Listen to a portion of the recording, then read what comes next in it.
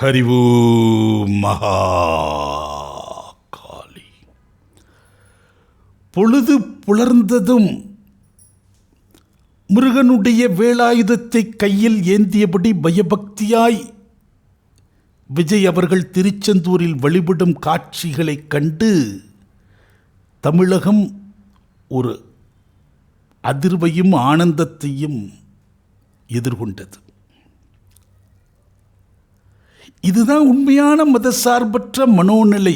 பலர் எம்மிடம் கேட்பார்கள், விஜய் கிறிஸ்துவராச்சே,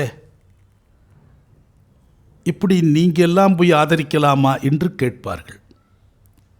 என்னுடைய மன ஆதங்கம், இதுகாரும் நீண்ட நெடிய காலமாக தமிழகத்தில் இந்து சம்பிரதாயங்களை, நம்முடைய பக்தி மார்க்கத்தை இகழ்ந்தும் பழித்தும் பேசியவர்கள் எல்லாம் கிறிஸ்து மதத்தில் பிறந்தவர்களா?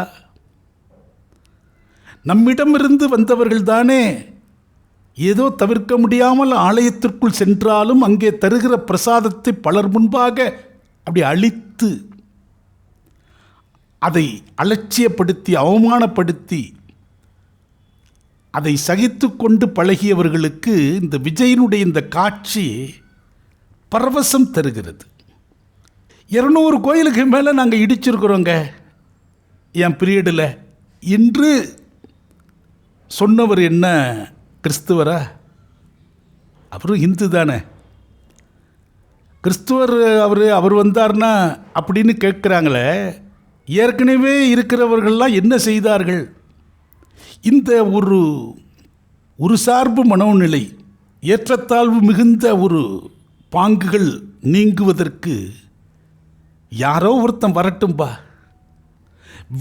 நல்லதொரு வேளாண் நிலத்தில் ஓங்கி வளர்ந்து நிற்கிற அந்த கலைகளை வேரோடு பிடுங்குவதற்கு ஒரு வீரன் வரமாட்டானா என்று ஏங்கியவர்கள், வர்றவன் கிறிஸ்துவனா முஸ்லீமா எதுவும் பார்க்காத, ஏதாவது இந்த செடி இந்த கலையை அவனாவது பிடுங்கணும் என்று தவித்தவர்கள்தான் இன்றைக்கு எந்த ஒரு மத உணர்வுக்கும் அப்பாற்பட்டு, எந்த ஒரு எதிர்பார்ப்பும் இல்லாமல்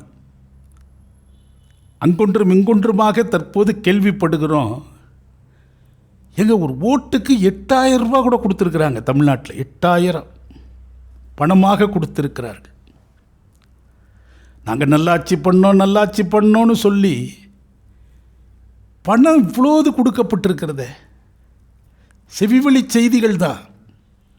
அப்படியான நிலையில் ஜனங்க வீர் கொண்டு வேகம் கொண்டு எந்த எதிர்பார்ப்பும் இல்லாமல் சுய செலவை செய்து ஓட்டு போட்டிருக்கான்ல, இதுவே விஜய்க்கு மாபெரும் வெற்றி. விஜய் வரக்கூடிய வியாழக்கிழமை சிறுடி செல்ல இருப்பதாக அறிய முடிகிறது. அவர் சிறுடி சாய்பாபாவினுடைய ஒரு பக்தர். சென்னை கொரட்டூரில் விஜய் சாய் ட்ரஸ்ட் எனும் அமைப்பின் மூலமாக சிறுடி சாய்பாபா அவர்களுக்கு ஒரு ஆலயம் எழுப்பியிருக்கிறார். சிறுடியிலிருந்தே பூசாரிகளை வரவழைத்து மிக சிறப்பாக அந்த ஆலயம் பொதுமக்கள் வழிபாட்டில் இருப்பதாக அறிகிறோம். அவர் கட்சியினுடைய செய்தி தொடர்பாளர்களில் ஒருவரான ஜோதிடர் ராதன் பண்டிட் அவர்களுடைய ஆலோசனையின் பேரில்தான் இன்றைக்கு முருக வழிபாடு செய்தார் என்றும் செய்திகள் சொல்கின்றன. எது எப்படியோ, சகல மார்க்க நம்பிக்கைகளும் சகல தெய்வங்களை மதிக்கக்கூடிய பாங்கும் ஒரு தலைவருக்கு இருக்க வேண்டும்.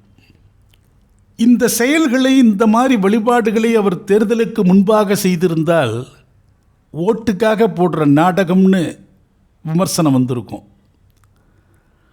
ஆனால் இப்போது அவர் இத்தகைய வழிபாடுகளை மேற்கொள்கிற போது அந்த தெய்வத்தின் மீதான மரியாதை, பக்தியை அவர் வெளிப்படுத்துகிறார் என்கிற பாங்குதான் தெரிகிறது. எல்லா விதங்களிலும் விஜயினுடைய செயல்பாடுகளை தன்னுடைய செயலில் காப்பி பேஸ்ட் செய்யக்கூடிய அந்த தலைவர் விஜயை அடியொற்றி அவரும் இத்தகைய வழிபாடை செய்வாரா? ஒரு அன்பர் கேட்டார் அடியனிடம், பிஜேபி அலைன்ஸில் இருந்தால் அது மதசார்புடைய கூட்டணி அப்படின்னு சொல்கிறாங்க. அவங்க கூட்டணியில் இந்து மதம் அல்லாத பிற மதங்களுக்காகவே நடத்தப்படுகிற அரசியல் இயக்கங்களை அனைத்தையும் சேர்த்து வச்சிருக்கிறாங்களே. ஆனால் அவங்க மதசார்பற்ற கூட்டணின்னு தானே சொல்கிறாங்க. அதெல்லாம் ஜனங்க சிந்திக்க மாட்டாங்கன்னு அவங்களுக்கு ஒரு ஆழ்ந்த நம்பிக்கை இருக்குது. இந்துக்களுடைய சம்பிரதாயங்களை, பண்டிகைகளை ஏளனப்படுத்துவது, வாழ்த்து சொல்ல மறுப்பது, ஆனால் மாறாக மற்ற மத சம்பிரதாயங்களை பரிபூர்ணமாக ஏற்பது, கொண்டாடி மகிழ்வது, இப்படியான ஒரு ஏற்றத்தாழ்வு பாரபட்சம் நிறைந்த இந்த அரசியல் களம் பன்னெடுங்காலமாக நகர்ந்து வந்தது. காலம் மாற்றம் இதையெல்லாம் சரி செய்யும். எல்லோரும் ஓரினம், எல்லோரும் ஓர் குலம் என்று சொல்லும் வாக்குக்கு ஒப்ப ஒரு தலைவர் இருக்க வேண்டுமென்றால் இத்தகைய செயல்பாடுகள், விஜயிடம் பார்க்கக்கூடிய இந்த செயல்பாடுகளை நாம் மனப்பூர்வமாக வரவேற்கிறோம். ஹரி ஓம் மகா